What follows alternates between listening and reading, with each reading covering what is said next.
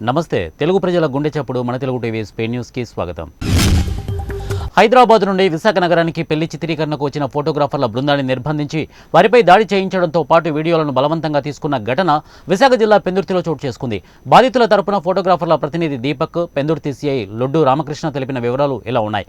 ఇక జీవీఎంసీ మాజీ కార్పొరేటర్, విశాఖ గ్రామీణ జిల్లా వైకాపా మాజీ అధ్యక్షుడు, వైకాపా బహిష్కృత నేత సెరగడం చిన్న అప్పలనాయుడు కుమారుడి వివాహం గురువారం రాత్రి జరిగింది. ఈ పెళ్లి ఘట్టాన్ని చిత్రీకరించేందుకు హైదరాబాద్ సోమాజిగూడకు చెందిన జీరో గ్రావిటీ అనే ఫోటోగ్రఫీ సంస్థకు చెందిన 5 ఫోటోగ్రాఫర్ల బృందం పెందుర్తి వచ్చారు. పెళ్లి చిత్రీకరణ అనంతరం తెల్లవారుజామున సుమారు 3 గంటల సమయంలో వీడియోలు ఇవ్వాలని పెళ్లి కుమారుడి బంధువు చైతన్య అడిగాడు. అందుకు ఫోటోగ్రాఫర్లు నిరాకరించడంతో చైతన్య, అతడి స్నేహితులు ఫోటోగ్రాఫర్లు భానుమురళి, కీర్తనలను పెళ్లి మండపం వెనుకకు తీసుకువెళ్లి కర్రలతో కొట్టారు. వారి నుంచి కెమెరాలు, చరణవాళులు లాక్కొని కారులో విశాఖ నగరంలోని ఆంధ్ర యూనివర్సిటీలోని సమతా బ్లాక్కు తీసుకువెళ్లి నిర్బంధించారు. వారి నుంచి వీడియోలను తమ ల్యాప్టాప్లోనికి డౌన్లోడ్ చేసుకున్నారు. వీటితో పాటు వచ్చిన ఫోటోగ్రాఫర్లు సతీష్, నిఖిల్, సాయి కిరణ్లను పెందుర్తిలోని ఒక గదిలో శుక్రవారం మధ్యాహ్నం వరకు నిర్బంధించారు. జరిగిన ఘటనను ఎవరికి చెప్పవద్దని, పోలీసులకు ఫిర్యాదు చేయవద్దని హెచ్చరించి వదిలేశారు. బాధితులు జరిగిన ఘటనను హైదరాబాద్లోని తమ సంస్థ యజమానులకు తెలియజేశారు. వారి సూచనల మేరకు విశాఖ నగరంలోని పెందుర్తి పోలీసులకు బాధితులు ఫిర్యాదు చేశారు. ఈ ఘటనపై కేసు నమోదు చేసి దర్యాప్తు చేస్తున్నట్టు సిఐ రామకృష్ణ తెలిపారు. ఈ ఘటనకు సంబంధించిన వాస్తవాలు దర్యాప్తులో తేలాల్సి ఉందని అన్నారు. ఇక సెరగడం చిన్న అప్పలనాయుడుకు సంబంధించి గతంలోనూ ఇలాంటి ఘటన చోటు చేసుకుంది. పాత పెందుర్తిలో ఆయన నూతనంగా నిర్మించిన ఇంటికి రంగులు వేసేందుకు వచ్చిన ఓ పెయింటింగ్ సంస్థ ప్రతినిధిపై దాడి చేసి రోజంతా గదిలో నిర్బంధించారు. అప్పట్లో బాధితుడు తప్పించుకుని పోలీసులకు ఫిర్యాదు చేయడంతో తీవ్ర సంచలనమైంది. తాజాగా ఇలాంటి ఘటన మరోసారి జరగడం తీవ్ర చర్చనీయాంశమైంది. ఇక సెరగడం త్వరలో మళ్లీ వైసీపీలోకి వస్తారనుకుంటున్న తరుణంలో ఇలాంటి ఘటన జరగడం తీవ్ర ప్రభావం చూపించే అవకాశం ఉందని స్థానిక చర్చ జరుగుతోంది. భద్రాద్రి కొత్తగూడెం జిల్లా మనుగురు మండలం కూనవరం పంచాయతీలోని హరిజనవాడ నందు కాంగ్రెస్ ప్రభుత్వం 6 గ్యారెంటీ పథకాలలో భాగంగా గృహజ్యోతి 200 యూనిట్ల ఉచిత విద్యుత్ పథకాన్ని ప్రారంభించారు. ఎమ్మెల్యే పాయం వెంకటేశ్వర్లు మాట్లాడుతూ గృహజ్యోతి పథకం నిరుపేదలకు, అభాగ్యులకు ఎంతో ఉపయోగకరంగా ఉంటుందని, కరెంటు బిల్లు కట్టలేక గతంలో ఎంత ఇబ్బంది పడేవారో కానీ మా కాంగ్రెస్ ప్రభుత్వం ప్రజాసేవకే, ప్రజాలబ్ధికే ప్రాధాన్యత ఇస్తుందని, ప్రజలకు ఎంతగానో ఉపయోగపడే, మేలు చేసే మరికొన్ని పథకాలు కూడా అది త్వరలోనే ప్రారంభం కానున్నాయని ఆయన ఆశాభావం వ్యక్తం చేశారు.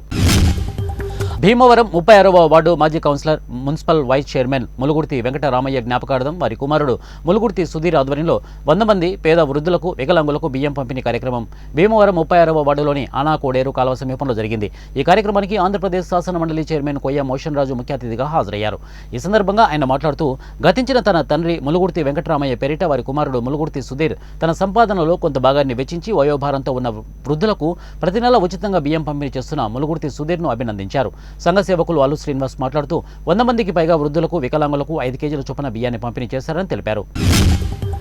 జయశంకర్ భూపాలపల్లి జిల్లా మహదేవ్పూర్ మండల కేంద్రంలో కాంగ్రెస్ పార్టీ ఆధ్వర్యంలో స్వర్గీయ శ్రీపాదరావు 87వ జయంతి సందర్భంగా శ్రీపాదరావు టార్చ్ వద్ద పూలమాలలు వేసి కేక్ కట్ చేసి ఘనంగా నివాళులర్పించారు.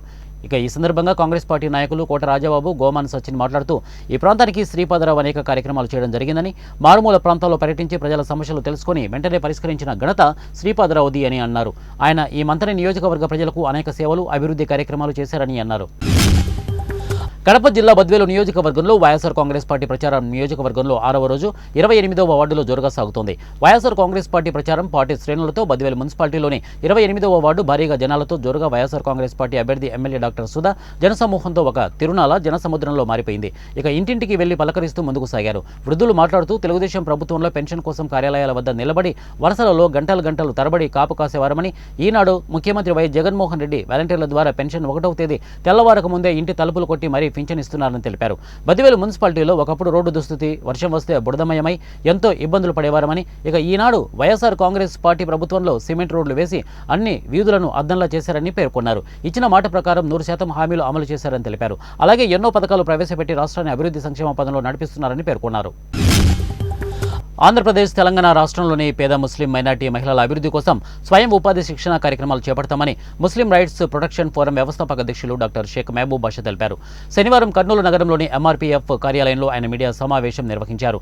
ఈ సందర్భంగా డాక్టర్ షేక్ మహబూబ్ బాషా మాట్లాడుతూ ఫిబ్రవరి 29న కర్నూలు జిల్లా ఆదోనిలో నిర్వహించిన ముస్లిం గర్జన విజయవంతం చేసిన ప్రతి ఒక్కరికి కృతజ్ఞతలు తెలిపారు. అణగారిన పేద ముస్లిం మైనార్టీల అభివృద్ధి కోసం వారిలో చైతన్యం కల్పించడానికి గర్జన కార్యక్రమాలు చేపడుతున్నామని అన్నారు. త్వరలోనే ఉభయ తెలుగు రాష్ట్రాల్లో విస్తృతంగా ముస్లిం గర్జన సభలు నిర్వహిస్తామని ఆయన ప్రకటించారు.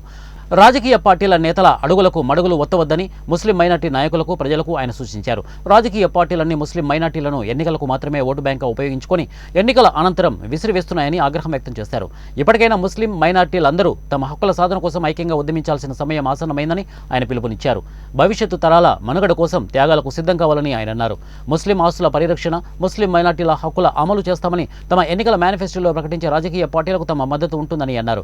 రాజకీయాలకు అతీతంగా ముస్లిం మైనార్టీల సంక్షేమం, ఆస్తుల పరిరక్షణ, హక్కుల సాధన ధ్యేయంగా MRPF పనిచేస్తోందని అన్నారు. ముస్లిం మహిళలకు స్వయం ఉపాధి కల్పించి వారికి ఆర్థిక స్వావలంబన కల్పించడం కోసం సహారా ముస్లిం మైనార్టీ మహిళా స్వచ్ఛంద సంస్థ నెలకొల్పి ఉపాధి శిక్షణ కేంద్రాలు ఏర్పాటు చేస్తామని, ముస్లిం మహిళా రక్షణ కోసం ఎల్లవేళలా అందుబాటులో ఉండే విధంగా టోల్ ఫ్రీ యాప్ను అందుబాటులోకి తీసుకొస్తామని ఆయన పేర్కొన్నారు.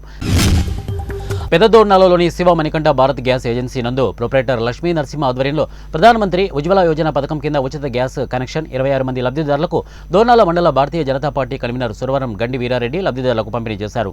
ఈ సందర్భంగా ఆయన మాట్లాడుతూ ప్రధానమంత్రి నరేంద్ర మోడీ పేదలకు అండగా ఉంటారని, రానున్న రోజుల్లో కేంద్ర బీజేపీ ప్రభుత్వాన్ని మీరందరూ లబ్ధిదారులుగా పేదరికం పారదోలి మరల కేంద్రంలో 2024 ఎన్నికల్లో మరోసారి నరేంద్ర మోడీని ప్రధానమంత్రిని చేయాలని ప్రజలకు తెలియజేశారు.